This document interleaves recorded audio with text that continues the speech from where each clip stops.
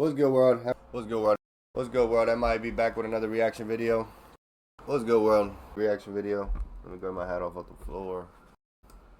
What's good, world? I might be back with another reaction video. I might be back with another reaction video. What's good, world? I might be back with another reaction video. Appreciate you tuning in. If you're new here, hit the subscribe button. If you ain't new, make sure you get somebody else to subscribe so we get the channel popping.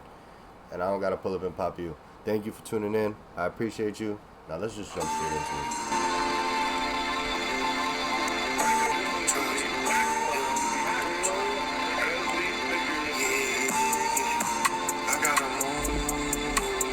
Let's go where I'll make this one quick because I just want to talk about the fights from last night. I mean, a lot of them went exactly how I expected. And the one that didn't, I'll break down because obviously I'm still pissed about it. You know I'm petty. So, Abbas Magomedov versus Joe Pyfer. Listen, I bet on these. And the only one I got wrong, I'm going to tell you. Anyway, I keep saying that. I knew Joe Pyfer was going to win once he kept telling everybody, why do they think I'm scared? And he just fought recently. And I thought he was ass. I ain't even gonna lie, I thought he was ass. But Joe Pyfer went out there and proved that not only is he skilled, he has a lot of heart. So it shows that, because him taking it straight to the ground and him trying to go to, let's say, deep waters where they try to say he's not as well-rounded and still managed to pull off the knockout in the second round. It was super dope to see, and now he gets to go on to verse another opponent who's higher up in the ranking, who's gonna actually give him a problem, and we're gonna be able to see if Joe can pull that off, because I still am against him. I still don't think he's that good, but what he did last night was great, and it was dope to see him come out of the fire, even though he was the favorite. But to come out of last fight against Kevin Gastelum, which it didn't look so good. Why does Kevin Gastelum even making this shit look like a good fight? When, I'm not even going to say it, when he's literally just not the same Kevin. Like, I know who he was. I get it. But Kevin is not the same Kevin today. Everybody that fights Kevin today, if you're going to a fucking 3-rounder with Kevin or a 5-rounder with Kevin, something's wrong. Especially when you had 17 chances to finish him and you were giving him too much respect. Anyway, great fight. Bet on this. I knew he would beat him. We had Joe winning that, which was dope to see. I've never even heard of this dude before this fight, but that's just me. I don't know. I don't pay attention to all the Russians like some people do. Josh Emmett versus Youssef Zalal. I don't know why anybody thought Josh Emmett was gonna win this. Again, people keep going off of this past hype of fighters, and a lot of times they don't live up to that same old hype that they used to be. A lot of times they don't. And Josh Emmett, though he has had good fights, he has never lived up to that shit. He's always like, you know, mid top tier. Like he just stays right where he is.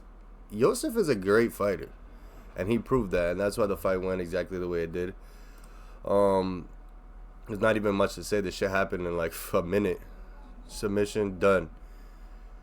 Which is what I'm saying, is that they don't get better when they get older. They have more of a chance to get worse. So yeah, he used to be good, but if his standard's right here and he's getting older, what do you think happens? He's gonna deteriorate. It's just bound to happen.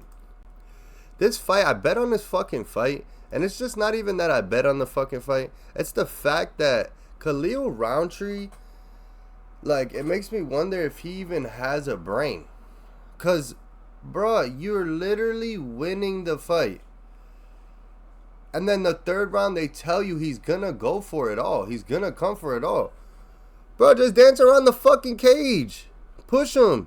You had the strength over him. You kept pulling him down and pushing him. Instead, you're doing all this extra shit that's getting you tired. You kept eating hella punches because you can't seem to know. You don't know how to waste 5 minutes.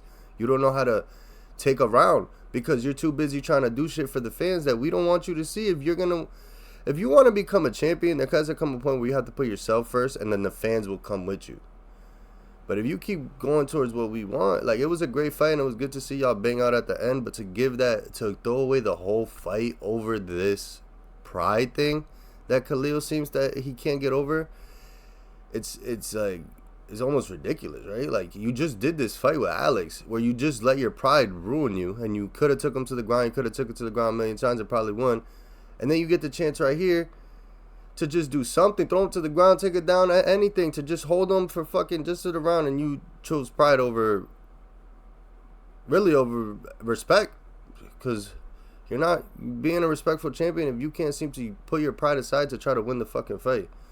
Instead, you're going out there to bang into the last fucking minute. And I honestly, people are going to say that he had no choice and all this stuff, but Khalil could have definitely found another way to waste a round or kill the fucking time a little bit more. Instead, he was standing right in front of him, going towards him, all these things, instead of trying to push him back and moving around and all these things that he should have did to avoid the round and take it, because you can tell he was getting tired. And if you weren't going to take advantage of that, why the hell you keep saying you want to be champion, bro? You're never going to make it back to Alex with this attitude. If he would have fought Alex tonight, Alex would have fucked Khalil up.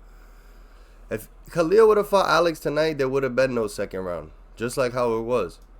And that because of the way Khalil fights, he doesn't have the way of winning, just the way of fighting. That's it. And I was really hoping he did. I was really hoping he went back to the drawing board. He fixed some things up, and he was gonna come back and learn how to take the fucking last round. But nope. Nope. What can I say about this? Merab. I already knew what Merab was going to do. Corey Sandhagen is a great fighter. But if you have a okay fight with a Umar, and I know I hate to do this and use past opponents, but if you have a okay fight with a guy like Umar, which is the same kind of like in between styles of both of these people, it was almost like Umar got Corey ready for Merab, and Umar also got Merab ready for Corey. So when they flip-flopped, you obviously could tell what happened. And you obviously could tell who was the better fighter when the winner won, which was Merab, because he's took in both experiences from both fighters and was able to put it together. And he's already built way more experience doing that. The only way Corey was going to win is if he got like a lucky punch or something like that. I mean, come on now. Let's be real. Everybody knew that. Everybody was looking for that Sean O'Malley type of... Which Corey doesn't do that. And Merab almost really knocked his ass out, which is the crazy part. So Merab even gained even more respect doing that shit. And Corey was over here trying to act tough in the 5th round and get all hyped and stuff. But, bro, maybe if he would have locked it in that 5th round and maybe actually tried to do what you were doing in the 1st round, possibly could have won that fight. But who am I to say who could win, who cannot win when you're going up against the machine, the Merab Dishvili. Anyways, I don't know. It was a great fight. I bet on Merab. There wasn't a doubt in my fucking mind. Now this fight, I talked a lot of shit.